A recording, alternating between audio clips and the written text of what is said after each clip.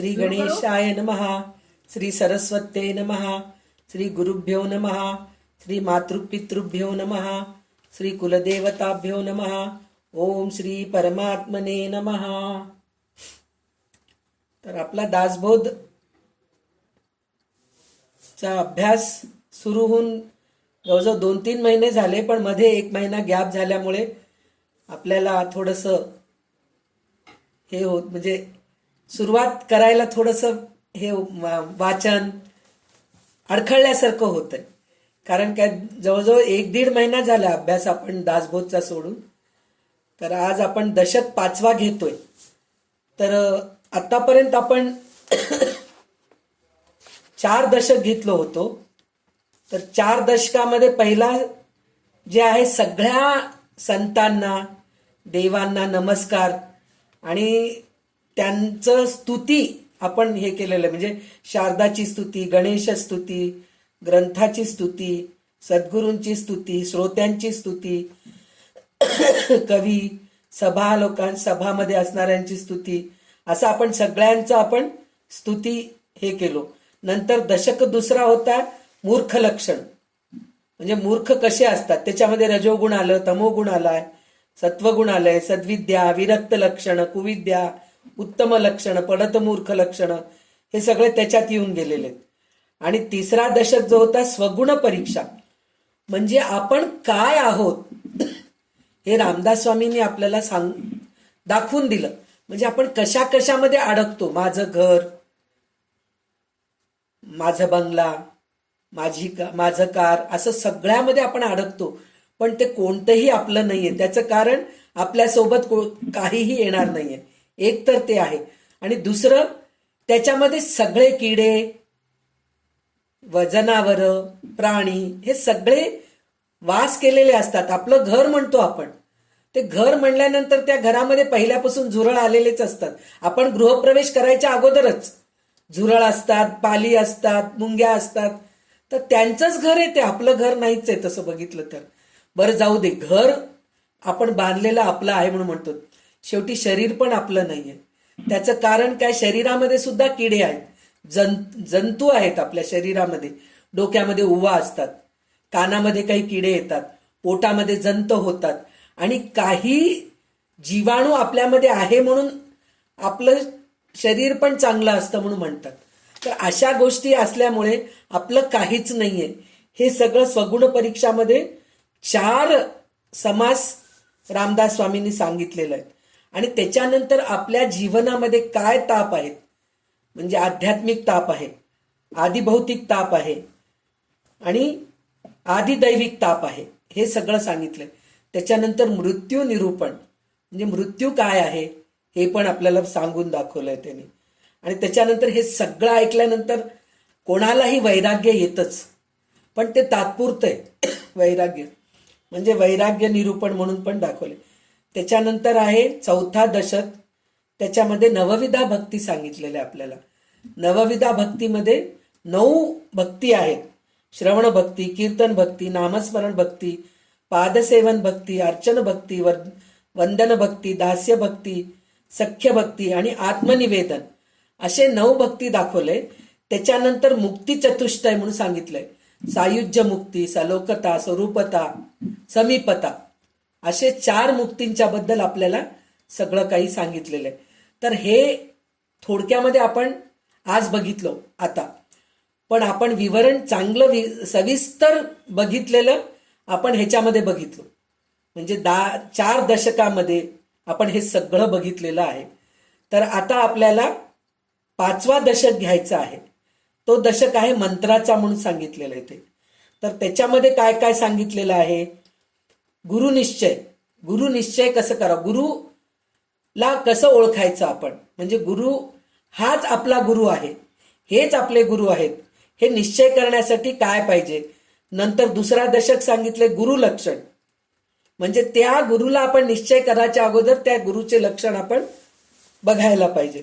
त्याच्यानंतर शिष्य लक्षण आहे, उपदेश लक्षण आहे, बहुधा ज्ञान निरूपण आहे, शुद्ध ज्ञान निरूपण आहे, आणि सगळ्यात महत्वाचं 7वा, 8वा, 9वा, 10वा हे जे 4 समास आहेत आता हे बाकीचे जे आहेत ना, आपण आतापर्यंत बघितलेलंच आहेत. गुरुनिश्चय, गुरुलक्षण, शिष्य लक्षण, उपदेश लक्षण, हे सगळं आपण बघितलेलंच आहे. कारण आपण गुरुस्तवांमध्ये बघितलो, शिष्य कसे असतात बघितलो, हे सगळं आपण बघितलेलंच आहे. पण आता आपल्याला ह्याच्यानंतर जे 7वा, 8वा, 9वा, 10वा जे आहे ना, बद्ध लक्षण, मुमुक्षु लक्षण, साधक लक्षण आणि सिद्ध लक्षण, हे आपल्याला बघायचंय. म्हणजे ह्याच्यात काय सांगितलेलं आहे, बद्ध लक्षण म्हणजे आपण बद्ध आहे, आपल्याला काहीही माहित नाही, कोणचंही काम करायचं माहित नाही, आपल्याला देवाची पूजा करायला माहित नाही, न मंत्रम न यंत्रम न, असं म्हणून जे शंकराचार्य आपल्याला म्हणलेले आहेत ना, मंत्रम नो यंत्रम तथपिच न जाने, स्तुती कथा, म्हणजे आपल्याला स्तुती करता येत नाही, मंत्र म्हणता येत नाही, यंत्र काय माहित नाही, पूजा कसं करायचं काहीच माहित नाही, असे आपण बद्ध आहेत. त्याच्यानंतर काय होतं, आपल्याला मुमुक्षू होतो आपण, म्हणजे आपल्याला थोडंसं गुरुकडे गेल्यानंतर ह्या सगळ्या गोष्टी कळायला लागतं. पूजा कसं करायचं, देवाची स्तुती कशी करायची, हे आपल्याला कळायला लागतं. त्याच्यानंतर साधक, मग ते कळाल्यानंतर आपण साधना करायला सुरू करतो. ते झाल्यानंतर मग हे साधना करत करत आपल्यामध्ये सिद्धी येते. असं हे ह्या दशकामध्ये हे शेवटचे 4 समाज जे आहेत ना, ते महत्वाचे आहेत. ते आपण पुढे बघूया.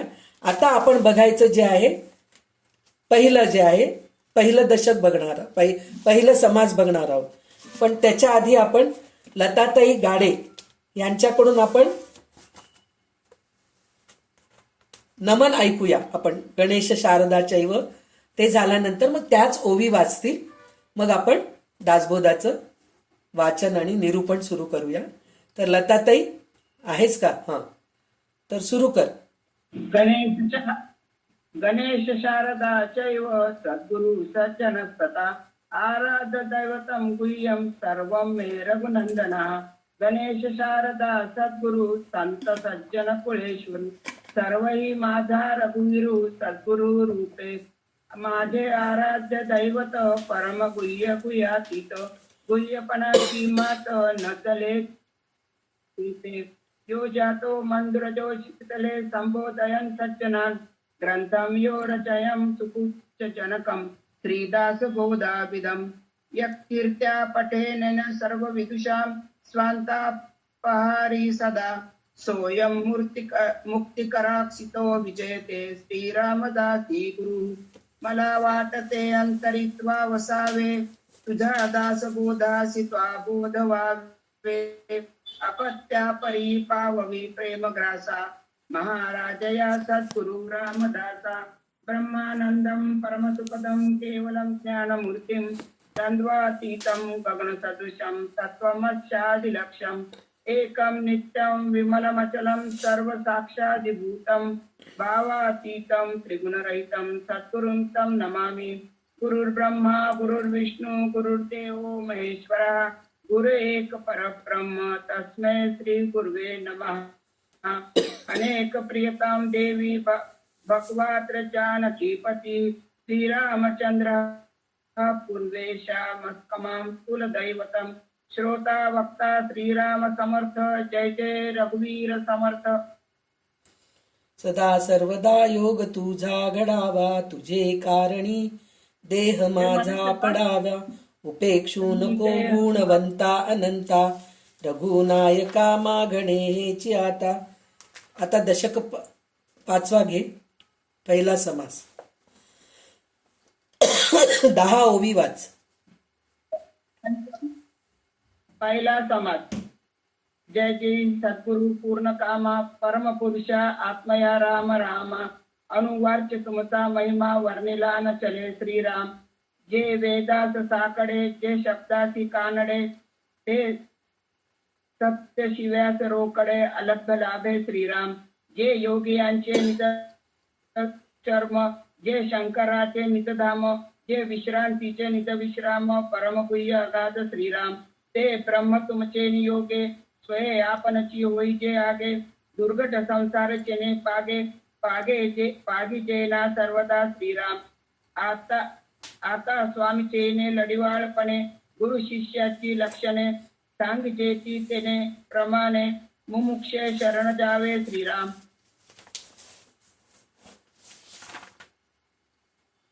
वाच, पुढचे वाच पा, 10 पर्यंत वाच. गुरु तो सकळाशी ब्राह्मण, जनी तो आला क्रियाहीन, तरी तयासीच शरण अन्य न भावे असावे श्रीराम. अहो या ब्राह्मणा कारणे अवतार घेतला नारायणे, विष्णूने श्रीवत्स मिळविणे तेथे विचारते किती श्रीराम. ब्राह्मण वचने प्रमाण होती शूद्राचे ब्राह्मण, धातू पाशाने देवपण ब्राह्मणाचे निमंत्रे श्रीराम. मुंजी बंधने विरहित तो शूद्राची निभ्रात, द्विजन्मी मनोनी सतत द्विजयेचे नाम त्याचे श्रीराम. सकळासी पूज्य ब्राह्मण हे मुख्य वेदाज्ञा प्रमाण, वेद विरहित हे अप्रमाण अप्रिय भगवंता श्रीराम. तर आपल्याला इथं गुरु निश्चय म्हणून समास पहिला सांगितलेला आहे. तर ह्याच्यामध्ये काय सांगितले की हे सद्गुरु राया तुमचा जय जयकार असो म्हणतायत. ते पहिले तुम्ही पूर्ण काम आहात, कारण तुमच्या वासना तृप्त झालेल्या आहेत. तुम्ही सर्वोत्तम पुरुष आणि ईश्वर आहात. सर्वांच्या हृदयात राहणे आत्मस्वरूप तुम्हीच आहात. तुमचा महिमा शब्दांनी सांगण्यासारखा नाही, म्हणून वर्णन करता येत नाही. हे तंतोतंत खरं आहे. कारण काय, सद्गुरूंचं आपण वर्णन करूच शकत नाही. कारण आपण ह्याच्या अगोदर सद्गुरू स्तवन म्हणून वाचलेले आहोत. तर त्याच्यामध्ये सांगितलेलं आहे की जर समुद्राचं जर सद्गुरूंना आपण उपमा दिलो तर समुद्र खूप मोठं आहे, व्यापक आहे, त्याच्या एवढं मोठं काहीच नाहीये. तसंच सद्गुरू पण तेवढेच मोठे आहेत, त्यांची कीर्ती त्यांची बुद्धी तेवढीच मोठी आहे. पण समुद्र खारं पाणी आहे, खरट आहे. पण गुरु तसे नाही आहेत. गुरु गोड आहेत, समुद्रासारखे खारट नाही आहेत. बरं, आपण गुरूंना पर्वतांचं जर उपमा द्यायला गेलो, त्यांची तुलना पर्वताबरोबर करायला गेलो आपण, तर पर्वत खूप मोठं आहे, विशाल आहे. पण पर्वता एवढं घट्ट नाहीये. कारण गुरु मऊ बुद्धीचे आहेत. म्हणजे इतकं शांत आणि त्यांच्यामध्ये असं घट्टपणा नाहीये, म्हणजे शिक्षा देण्यासारखे नाहीयेत ते. म्हणून त्यांना आपण पर्वताची पण हे देऊ शकत नाही.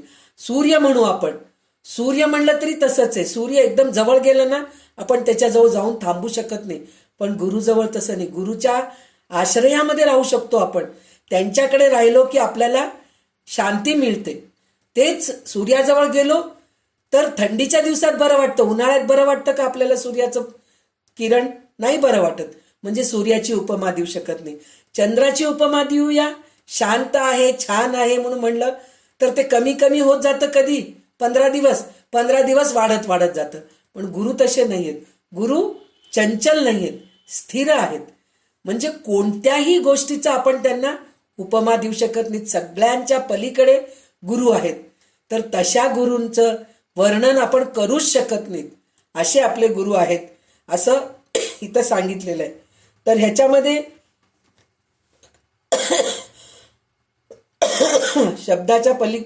शब्दाच्या क्षेत्राच्या पलीकडे राहते. दुर्लभ अशा सत्शिक्षाला मात्र अगदी रोखोक प्राप्त होते. म्हणजे वेद उपनिषद हे सगळं त्यांच्याकडून आपल्याला शिकायला मिळतात. त्यांच्याकडून वेद उपनिषद प्रत्यक्ष पुस्तकच गरज नाहीये.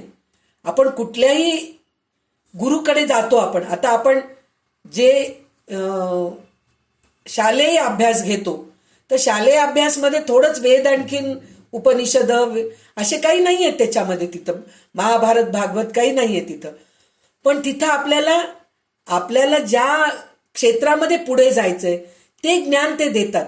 म्हणजे काहीही आपल्याजवळ न ठेवून घेता सगळं काही शिष्याला द्यायची त्यांची तयारी असते.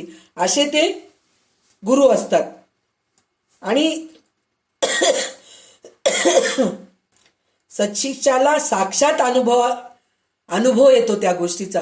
कारण असं होतं की पुस्तकामध्ये काही गोष्टी राहत नाहीत, पण गुरु आपल्याला इतकं छान सांगतात, त्या पुस्तकामध्ये नसलेलं सुद्धा आपल्याला व्यवस्थित समजून सांगायचं ते प्रयत्न करत असतात. म्हणून म्हणतात ना, शिष्याला गुरुला असं वाटतं म्हणे माझ्यापेक्षा शिष्य अजून मोठा व्हावं. बाकी कुठल्याही क्षेत्रामध्ये असं नसतं की माझ्यापेक्षा मोठा व्हावं असं कोणालाही वाटत नसतं. पण गुरुला असं वाटत असतं की माझा शिष्य माझ्यापेक्षाही मोठा असतो. ह्याचं उदाहरण कसं आहे म्हणून म्हणलं तर डॉक्टरी जे शिकवतात, MBBS शिकवतात कॉलेजमध्ये, ते स्वतः डॉक्टर नसतात. फक्त ते शिकवतात, प्रॅक्टिकली करवतात तुम्हाला. पण शेवटी तुम्ही सर्जन बनतात, तुम्ही डॉक्टर बनतात, तुम्ही हे करतात, काय म्हणलं तर प्रॅक्टिस करतात. ह्या सगळ्या गोष्टी तुम्ही करतात. पण जे शिक्षक असतात, जे गुरु असतात, ते फक्त शिकवतात. बाकीचं सगळं आपल्याला करायचं असतं. पण गुरुचं शिकवणच इतकं छान असतं की आपल्याला ते सगळं काही आपणहून करायची बुद्धी आपल्याला येत असते. असे आपल्याला ते गुरु असतात. आणि त्यांचं कसं असतं म्हणून म्हणलं तर गुरूंचं लाड पुरवतात. म्हणजे कसं, आता आपल्याला पहा, आता संध्याताईच आपले गुरु आहेत. आता तर संध्याताई आपल्याला कसं शोधायला सांगितले की नाही, भगवद्गीतामध्ये काय काय गोष्टी आहेत हे सगळं आपल्याला शोधायला सांगितले. म्हणजे आपल्याला अजून इंटरेस्ट येतं त्या गोष्टीवरती.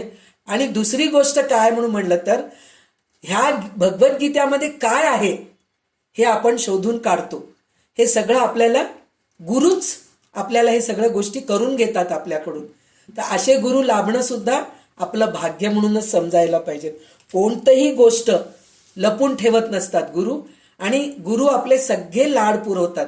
कारण आपण जर म्हणलो, गुरु जवळ जाऊन म्हणलो की मला हे येत नाही, तर गुरु पटकन आपल्याला सांगतात की नाही हे तू सांगू लागलेलं बरोबर नाहीये बरं का, हे थोडं चुकीचं आहे, हे असं सांग. असं सांगितल्याने खूप छान होतं. एक त्याच्यामध्ये अजून एक काय असतं, आपल्याला कुठेतरी प्रवचन द्यायचं असेल किंवा आपल्याला स्टेजवर जाऊन बोलायचं आहे, तर त्यावेळेस आपण घाबरत असतो. कसं बोलावं, काय करावं, हे सगळ्या गोष्टी आपण घाबरत असतो. पण गुरु आपल्याला त्याच्यामध्ये प्रावीण्य निर्माण करतात. म्हणजे हुशारी म्हणजे त्याच्यामध्ये आपल्याला कसं आपण स्टेजवर जाऊन बोलायचं, असं हे सगळं आपल्याला गुरुकडूनच शिकायला मिळतं.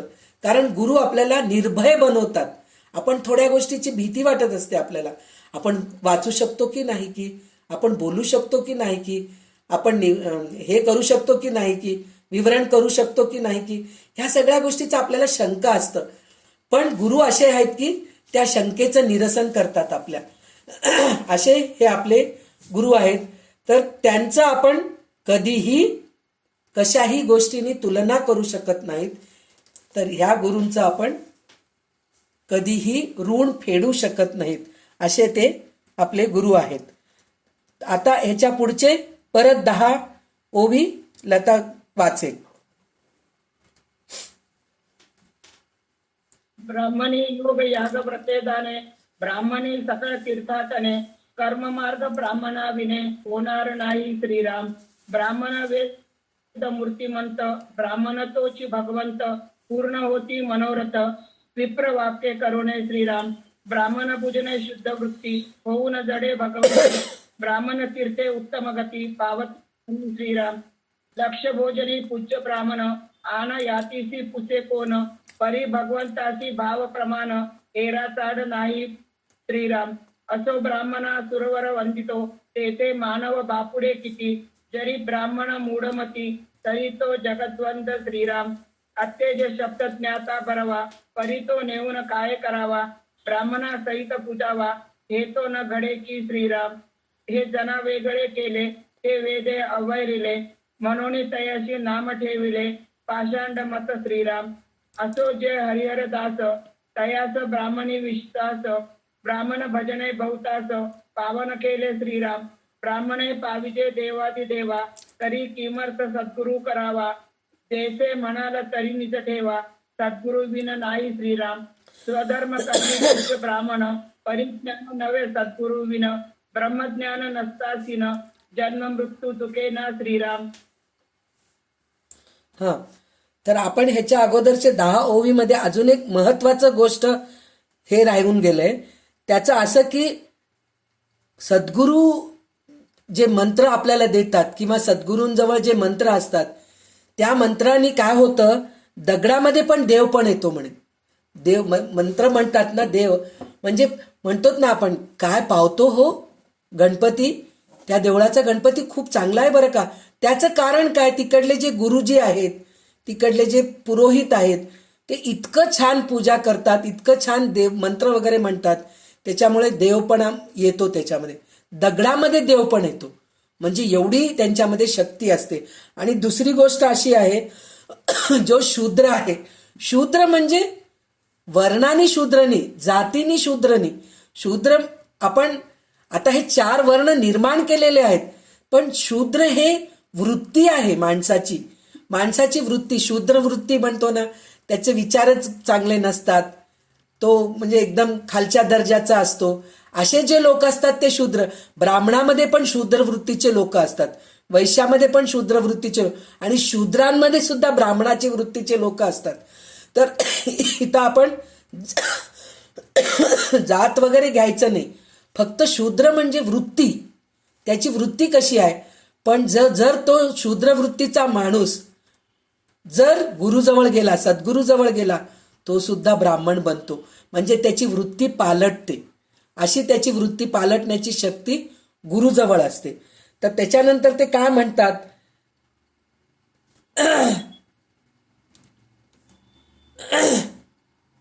ब्राह्मणा वाचून कर्ममार्ग आचरण होत नाही म्हणतात. कशासाठी होत नाही, तर आपल्याला काही गोष्टी माहीत नसतात. होम कसं करायचं, यज्ञ कसं करायचं, पूजा कसं करायचं, हे सगळं आपल्याला ब्राह्मण सद्गुरूच आपल्याला हे करतात.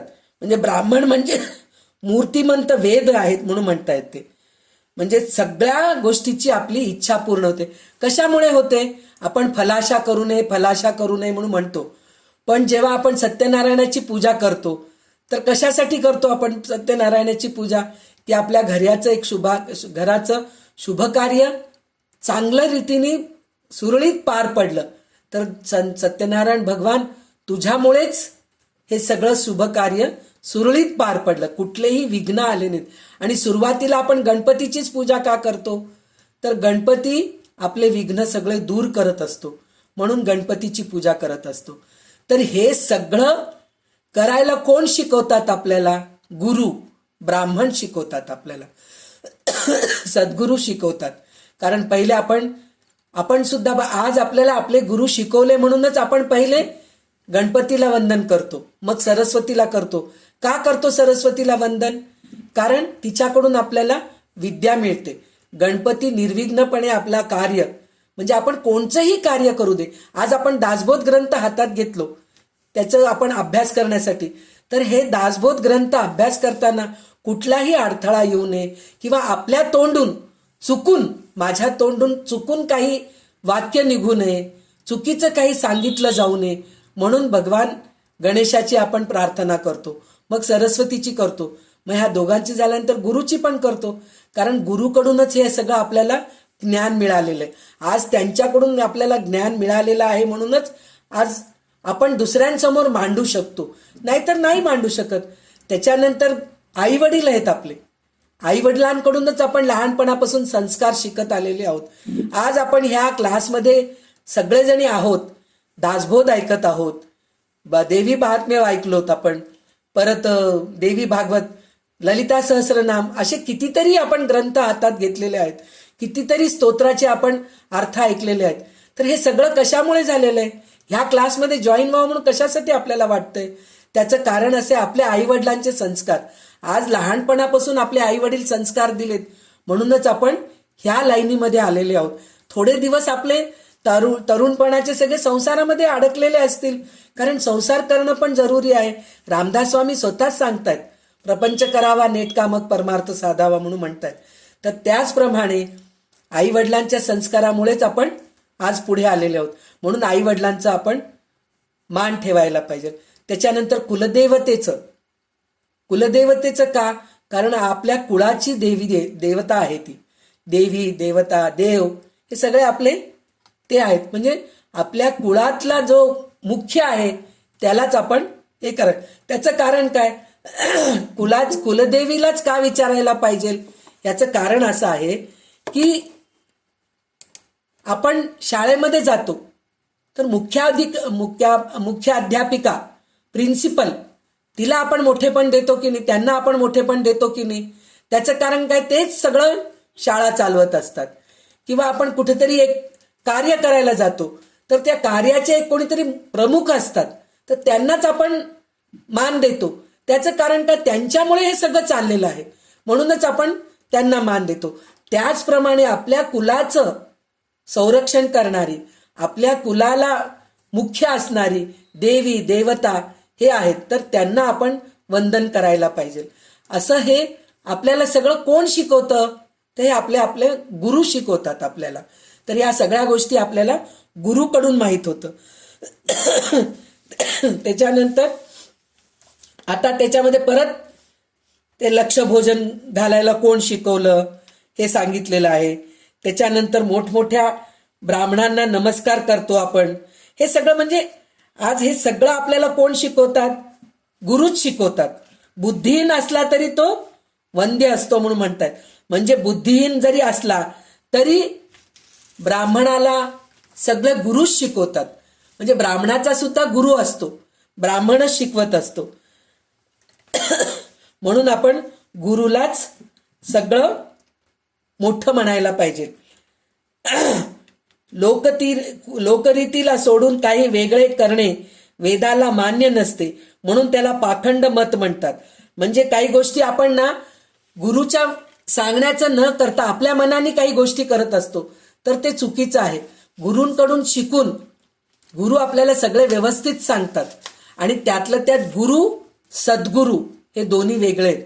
गुरु म्हणून म्हणलं तर सगळं कोणतंही गोष्ट शिकवणारे, त्याच्यामध्ये आपल्याला शिवणकला आहे किंवा शिल्पकला आहे, स्वयंपाक शिकवणं आहे किंवा चोरी करणं हे पण शिकवणारे गुरु आहेत बरं का. तर हे गुरु आहेत. पण सद्गुरू जे आहेत ना ते चांगलंच शिकवतात. म्हणजे जो क्षुद्र वृत्तीचा आहे त्याला ब्राह्मण वृत्तीचा बनवतात. जो तामसी गुणाचा असतो त्याला सत्वगुणाचा बनवतात. असे ते असतात. तर त्याच्यासाठी म्हणून आपल्याला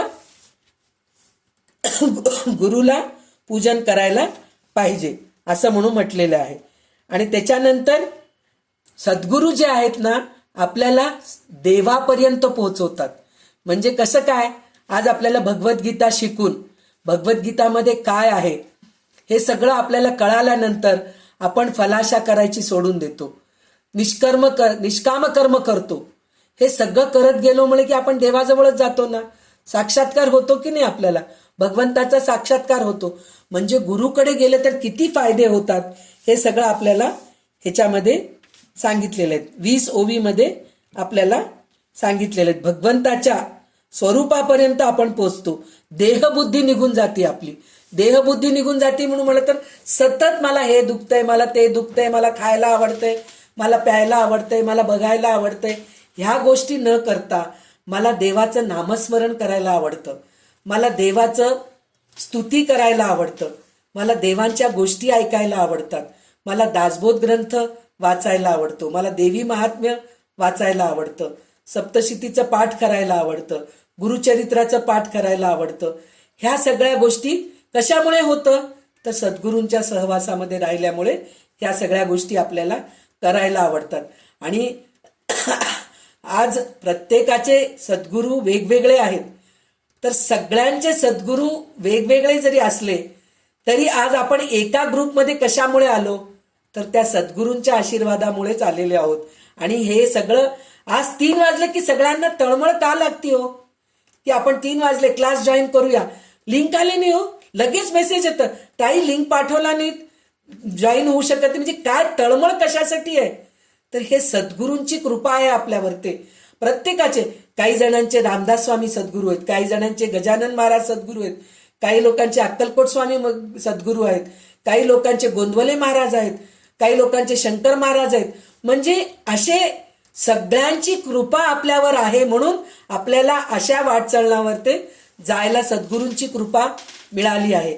म्हणूनच आपण आज ह्या सगळ्या चांगल्या चांगल्या काय म्हणतात ऑनलाईन क्लासेसमध्ये सुद्धा आपण जॉईन होतो. बरं, आपण एकटे जॉईन होऊन गप्प बसतो का? नाही ताई, संस्कृत क्लास सुरू झाले बरं का, तुम्हाला शिकायची इच्छा असेल तर ह्या लिंकमध्ये तुम्ही जॉईन व्हा असं सांगतात. काही लोक नारायणीयम शिका हो, तुम्ही शिकून आम्हाला शिकवा हो असं सांगणार आहेत. कारण काय, हे स्वार्थपणा ह्याच्यात कोणाचाच नसतो. प्रत्येकाला मी शिकती आहे ना, तर माझ्याबरोबर अजून 4 लोक शिकावं, माझ्याबरोबर अजून 4 लोकांना ह्या गोष्टीचा फायदा व्हावं, ही वृत्ती प्रत्येकामध्ये आहे. त्याचं कारण सद्गुरूची कृपा आहे आपल्यावरती, म्हणूनच ह्या सगळ्या गोष्टी होत असतात. तर पुढचे 10 ओवी वाच पडत. सद्गुरु विना ज्ञान काही सर्वथा होणार नाही. अज्ञान प्राणी प्रवाही वाहतची गेले श्रीराम. ज्ञान विरहित जे जे केले ते ते जन्माची मूळ झाले. म्हणून सद्गुरूची पाऊले सुदृढ धरावी श्रीराम. जयास वाटे देव पाहावा तेने सत्संग धरावा. सत्संगे विन देवाधिदेवा पाविजेत नाही श्रीराम. नाना साधने बापुडी सद्गुरु विन करीती वेडी. गुरु कृपे विन कुडकुडी व्यर्थची होती श्रीराम. कार्तिक स्नाने माघ स्नाने व्रते उद्यापने दाने. गौराजने धूम्रपाने साधिती पंचाग्नी श्रीराम. हरी कथा पुराण श्रवण आदरे करीती निरूपण. सर्व तीर्थे परम कठीण फिरत प्राणी श्रीराम. झळफळीत देवार्चने स्नाने संध्या दर्भासने. टिळे माळा गोपी चंदने ठसे श्रीमुद्रांचे श्रीराम. अर्घपात्रे संपुष्ट गोकर्णे मंत्र यंत्राची ताम्रपर्णे. नाना प्रकारची उपकरणे साहित्य शोभा श्रीराम. घंटा गणगणा वाजती श्रोते स्तवने आणि स्तुती. आसने मुद्रा ध्याने करती प्रदक्षिणा नमस्कार श्रीराम. पंचायतन पूजा मूर्तिकेचे लिंगी लाखोळी. बैले नाल केळे भरिली संपूर्ण सांग पूजा श्रीराम.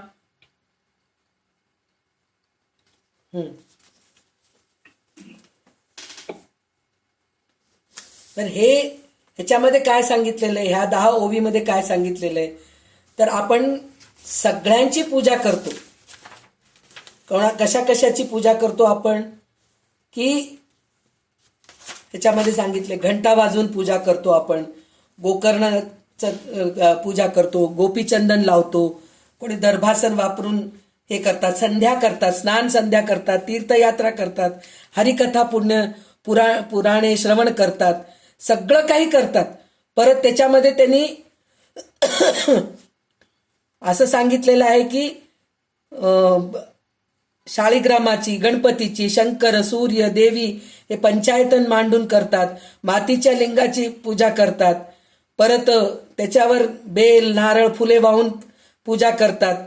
सगळं काही करतात. लाख लिंगाची पूजा करतात. पण हे सगळं करून सुद्धा भगवंताचं दर्शन होत नाही.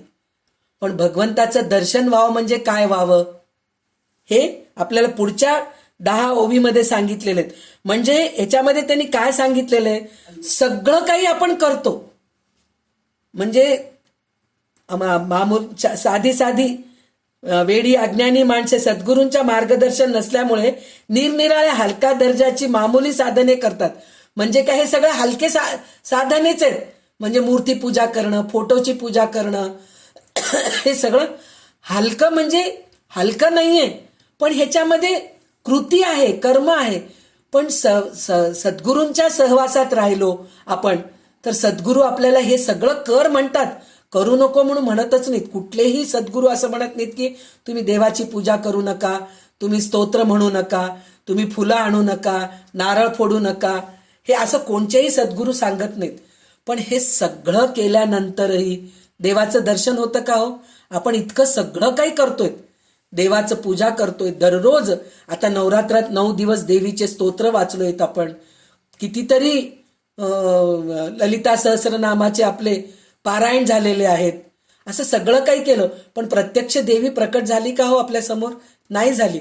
पण हे सगळं करायचं म्हणून म्हणलं तर सद्गुरूंची कृपा राहायला पाहिजे. एक तर सद्गुरूंची कृपा राहायला पाहिजे, आणि सद्गुरू आपल्याला खरोखर काय करायला पाहिजे हे आपल्याला सद्गुरू सांगतात. म्हणजे काय केल्याने आपल्याला भगवंताचा साक्षात्कार होतो हे सद्गुरूकडूनच आपल्याला कळत असतं. म्हणून सद्गुरूंनाच आपण धरायला पाहिजे. दुसरं कोणालाही धरायचं नाही. सद्गुरू करायलाच पाहिजे, आपण करायलाच पाहिजे म्हणून म्हणलं तर आता मला सद्गुरू मिळाले नाहीत, मी कोणाला सद्गुरू समजू असं नाही. जे कोणी चांगलं सांगतायत तर त्यांच्याजवळ आपण सुरुवातीला जायला पाहिजे, त्यांना आपण गुरु मानायला पाहिजे. ते झाल्यानंतर सद्गुरू आपल्याला स्वतःहून भेटतात. असे किती जणांचे तरी अनुभव आहेत. आम्हाला मनातच नव्हतं हो, आम्ही गुरु करावं म्हणून विचारच केलो नाहीत, पण सद्गुरू स्वतःहून माझ्याकडे आले हो. आणि मी त्यांना ओळखू पण शकले नाही की ते सद्गुरू आहेत म्हणून, पण त्यांच्या सद्वर्तनाने, त्यांच्या चांगल्या उपदेशाने मी त्यांना गुरु केले हो. त्यांना मी स्वतः सद्गुरू केले त्यांना, असं आपण स्वतः हे म्हणत असतो. त्याचं कारण काय? त्यांचे सद्वर्तन असतात, त्यांचे चांगले उपदेश असतात, त्यांचे ज्ञान असतात, त्याच्यामुळे ते आपल्याला सद्गुरू लाभतात. आणि सद्गुरू विना आपल्याला भगवंताचा साक्षात्कार होत नाही.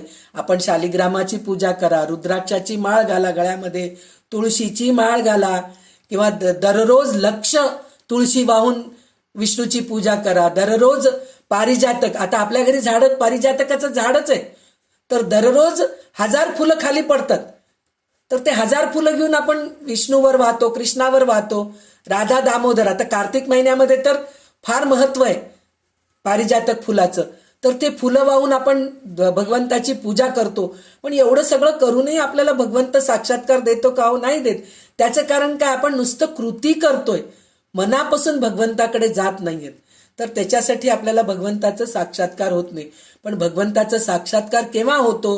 सद्गुरूची कृपा झाल्यावर, सद्गुरूच्या मार्गदर्शनाखाली गेल्यावर ते आपल्याला भगवंताचा साक्षात्कार होतो, असं आपल्याला रामदास स्वामी सांगतायत.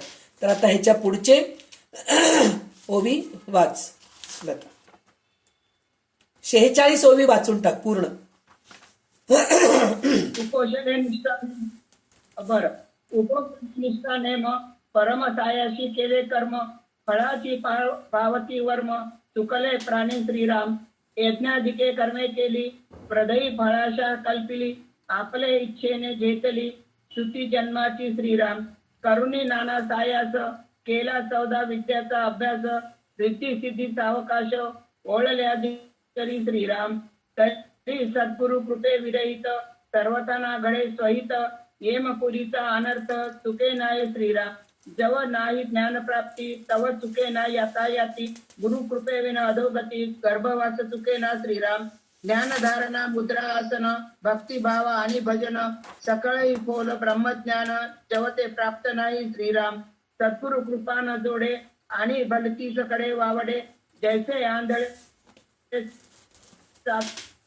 तरुण पडे, गारी आणि गडधरा श्रीराम. जैसे नेत्री घालिता अंजन, पडे दृष्टीसन राम.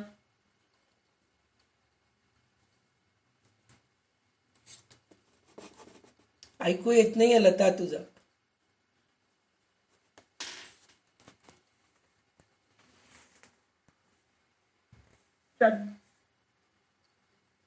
तुमच्याकडून विमलताई सुरू करा.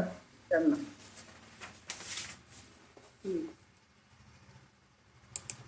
सद्गुरु वेण ज्ञान नाही, सर्वथा म्हणाला नाही, अज्ञान प्राणी प्रवाही वाहतही गेले, ज्ञान विरहित जे जे केले, तेथे जन्माचे मूळ झाले, म्हणून मी सद्गुरूची पावले सुदृढ करावी श्रीराम. जयास वाटे देव पाहावा, वेळे सत्संग धरावा, सत्संगे वेळ देवादी देवा, काही पावी जैसे नाही श्रीराम. नाना साधने बापोरी, सद्गुरु वेण करुची वेळी, सद्गुरु कृपे वेण कृपोरी, व्यर्थची होती श्रीराम. कार्तिक स्नाने माघ स्नाने, रथोत्यापणे धामे, घोरांजने धूम्रपाने, साधीची पंचावनी श्रीराम.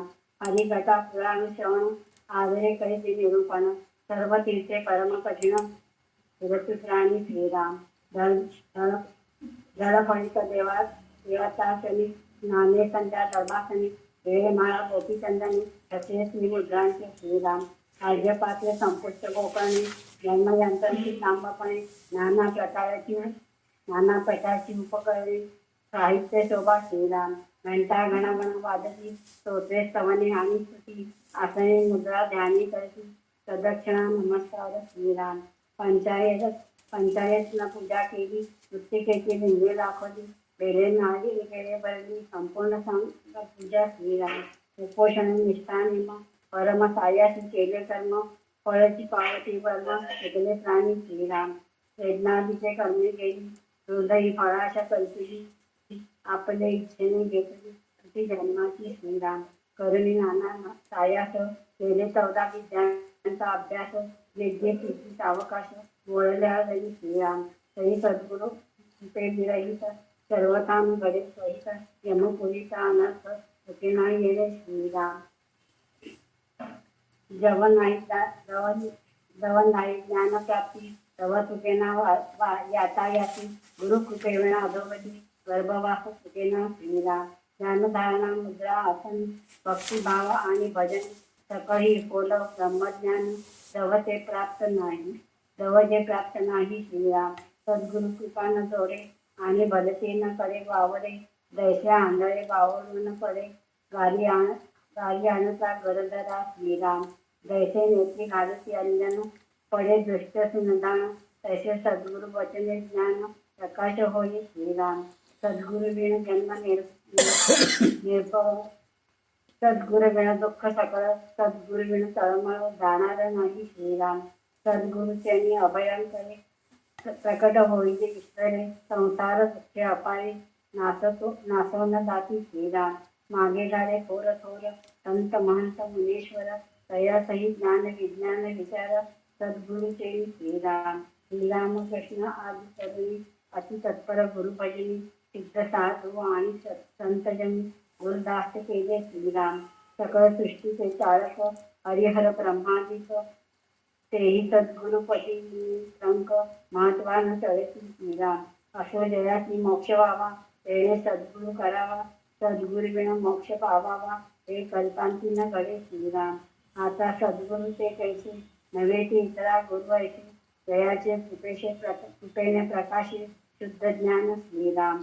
त्या सद्गुरूची ओळखण, पुढिले समासी निरूपण, बोलिले असे श्रोती श्रवण, अनुक्रमे करावे श्रीराम.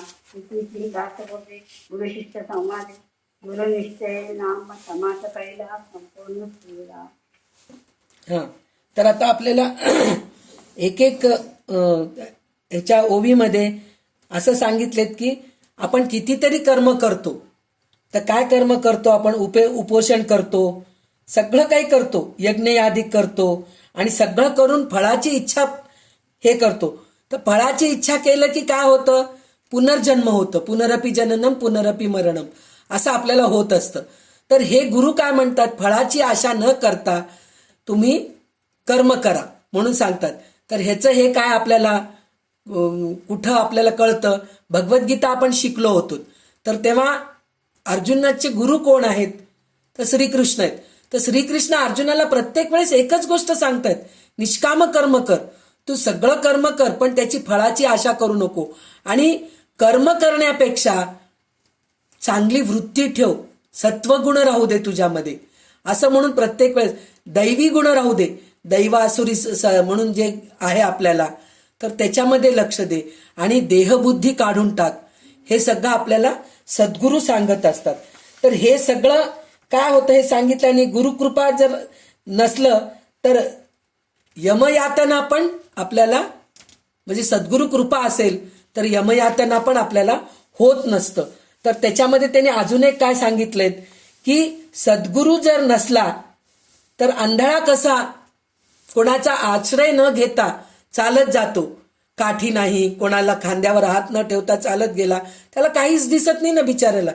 तो एकदम खड्ड्यामध्ये पडू शकतो, चिखलामध्ये पडू शकतो, अग्नीला शिवू शकतो.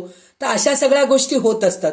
तर आपण सुद्धा एक प्रकारे आंधळेच असतो, आपल्याला काहीच माहीत नसतं.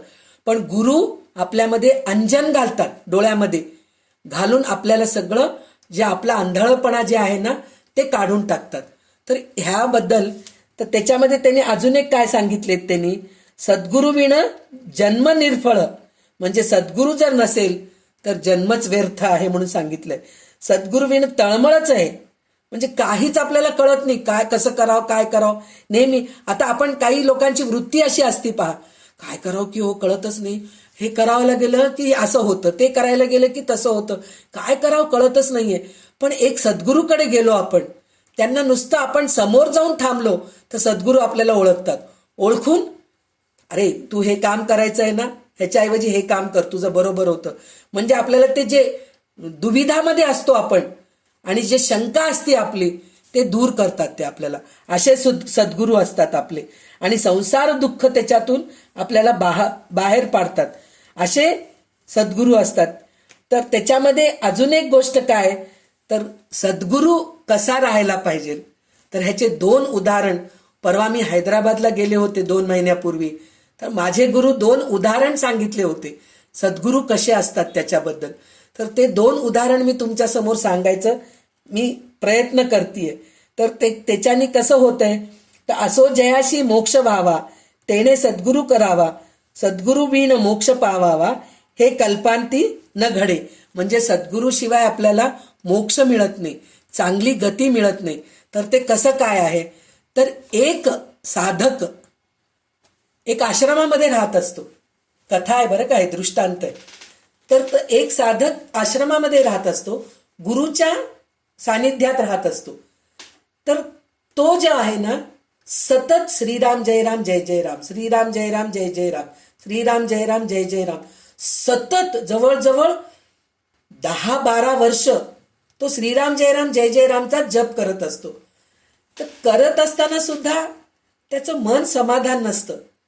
तर तो म्हणतो, मी इतकं जप करतोय, हे सगळं करतोय, माझ्याकडून काही चुकी होतीये का, एकदा मी सद्गुरूला जाऊन विचारतो. म्हणून तो साधक जाऊन सद्गुरूंना विचारतात.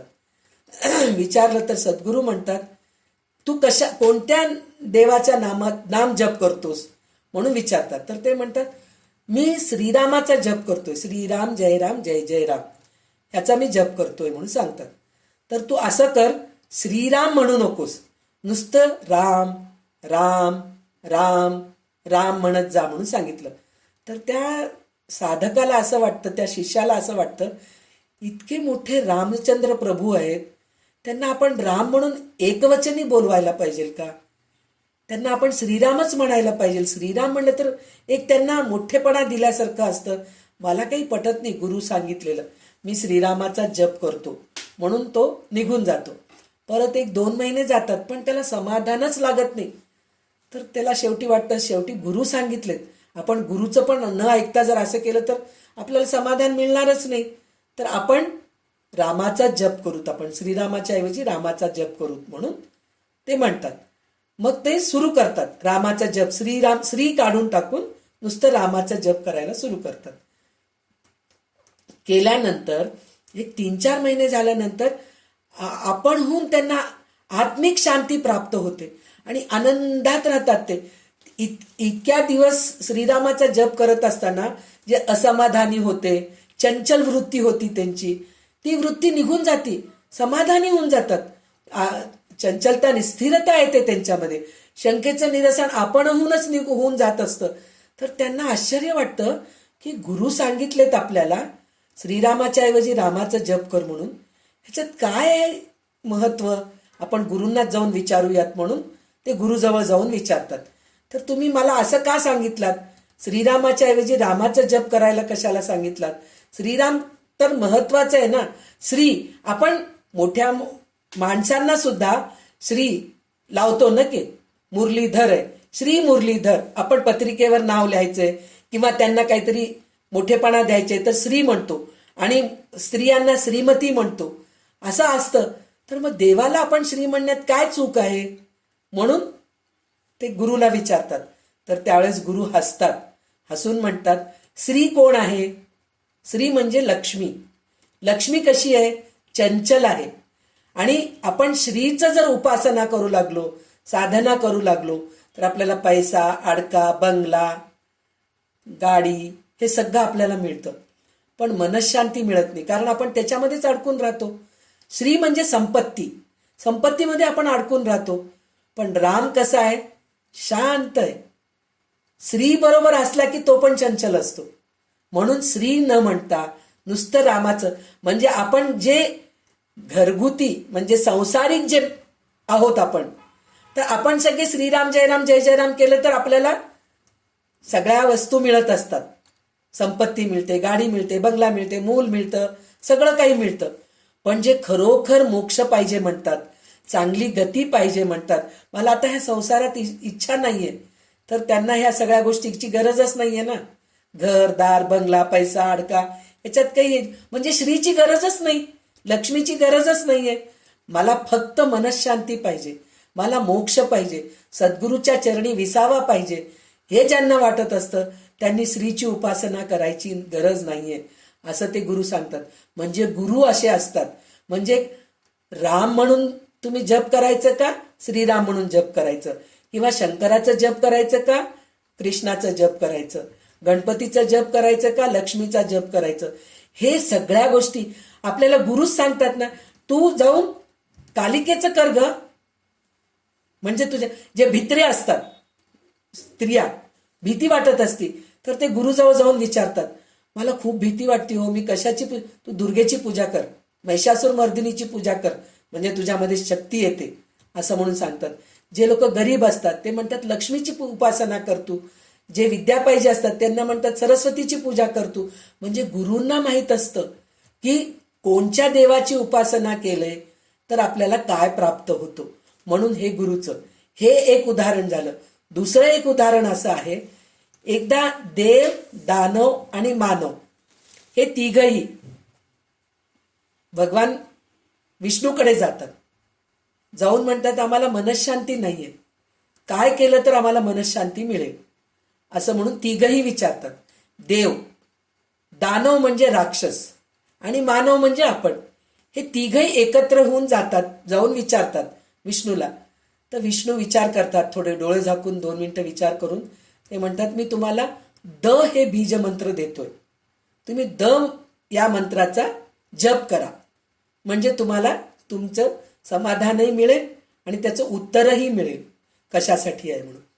म्हणलं तर देव दानव मानव म्हणतात आमच्या तिघांचे वृत्ती वेगवेगळे आहेत, आमचे स्वभाव वेगवेगळे आहेत, पण आम्हाला तिघांना द एकच अक्षर का दिलंय भगवंतानी, काय हे वाटत नाहीये बाबा, द अक्षर काय आहे काही कळतच नाहीये म्हणून. पण शेवटी भगवंतानी दिलेलं जे मंत्र जप असतं ते करायलाच पाहिजे आपण, तर ते करण्यासाठी म्हणून तिघही निघून जातात. 6 महिने होतात द मंत्राचा, द बीज मंत्राचा ते जप करत असतात. केल्यानंतर देवांना कळतं की भगवंतानी द मंत्र का दिलंय मला, तर माझ्यामध्ये दंभ खूप आहे. दंभ म्हणजे काय, अहंकार, माझ्यामध्ये अहंकार खूप आहे, तर मी हे दंभ जे आहे ना ते मी हे काढून टाकायला पाहिजे, म्हणजे मला मनशांती मिळेल. म्हणून भगवंतानी मला द हा मंत्र दिलेला आहे, बीज मंत्र दिलेला आहे, त्याच्यासाठी म्हणून मी हे करतो.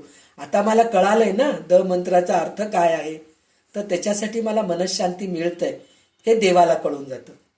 मग नंतर दानव राक्षस, राक्षसाला पण म्हणजे मला का दिलंय हे म्हणून विचार केल्यानंतर त्यांना कळतं आमच्यामध्ये राक्षसी वृत्ती खूप आहे, आम्ही लोकांना खूप त्रास देतो म्हणून आम्ही राक्षस आहोत.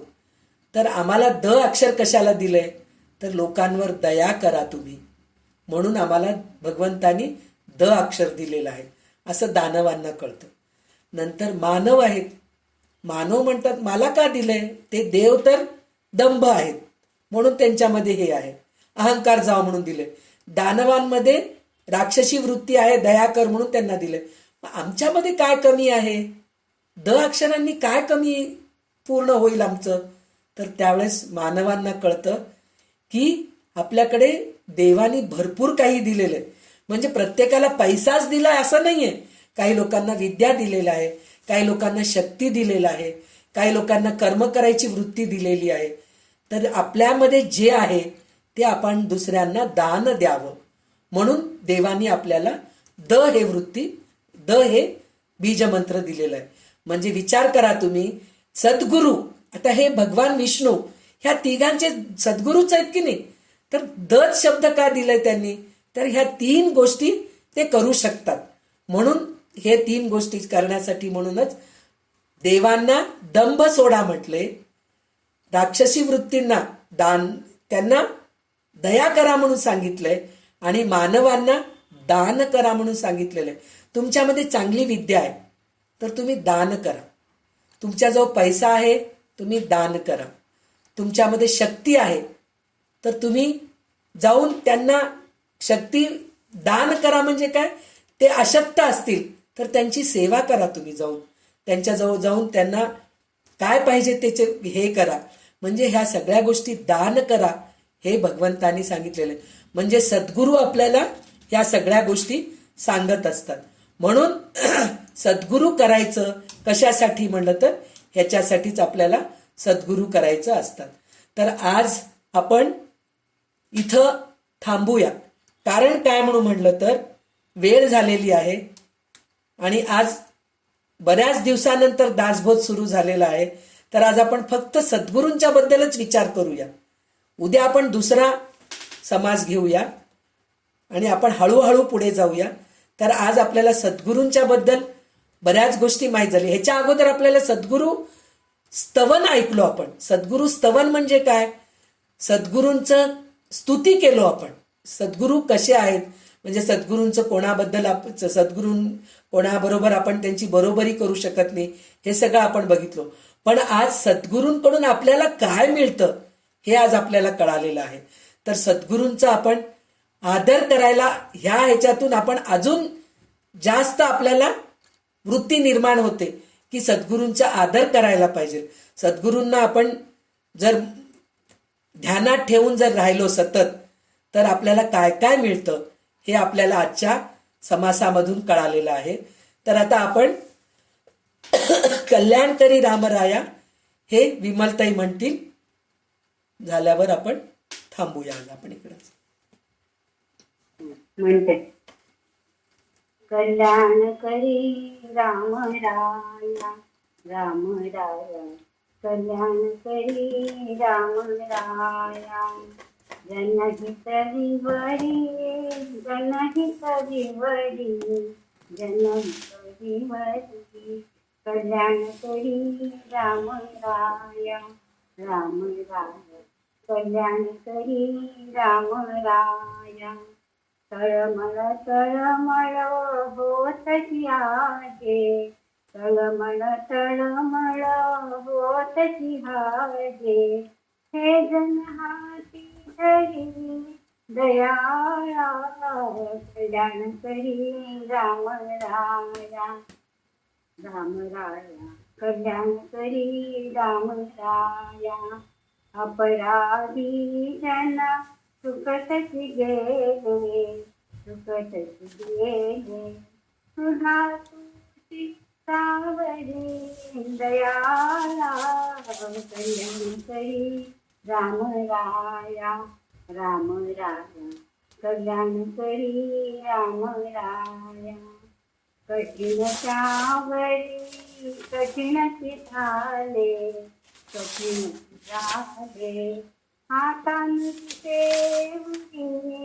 दयाळा कल्याण करी राम राया राम राया कल्याण करी राम राया कोठे जावे काय करावे काय करावे आरंभी गोहरी दयाळा कल्याण करी राम राया राम राया कल्याण करी राम राया दास म्हणे आम्ही केले पावलो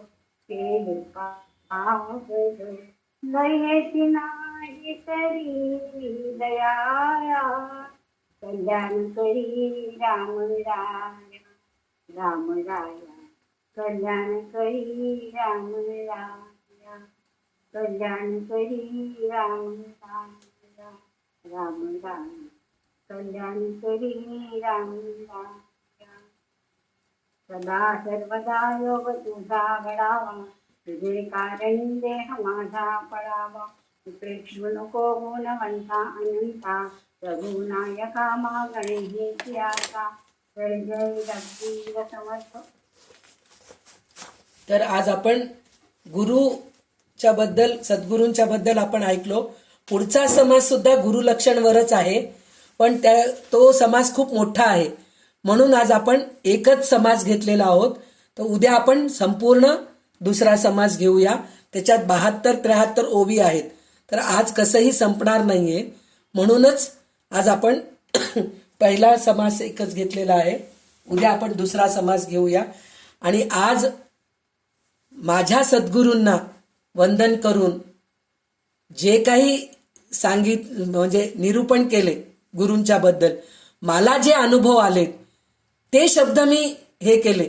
दासबोधातले तर घेतले, पण सद्गुरूंकडून मला जे काही गोष्टीचे अनुभव आलेत त्याच्याबद्दलच मी जास्त बोलू शकले. कारण माझ्या सद्गुरूंकडून मला भरपूर काही मिळालेलं आहे, असं थोडकं मिळालेलं नाहीये, पण अजून पुष्कळ पाहिजे अशी आशा आहे. पण भगवंताची काय इच्छा आहे मला माहीत नाही. अजून पुढे त्यांच्याकडून अजून मला ज्ञान मिळावं अशी माझी देवाच्या चरणी प्रार्थना आहे. आणि त्यांचे लवकरात लवकर त्यांची प्रकृतीमध्ये सुधारणा व्हावी अशी देवाच्या चरणी प्रार्थना करून आज जे काही शब्दपुष्पांजली माझ्या मुखातून निघालेलं आहे ते सगळं माझ्या सद्गुरूंच्या चरणीच आणि रामदास स्वामींच्या चरणी अर्पण करून आज मी इथं थांबते. जय जय रघुवीर समर्थ.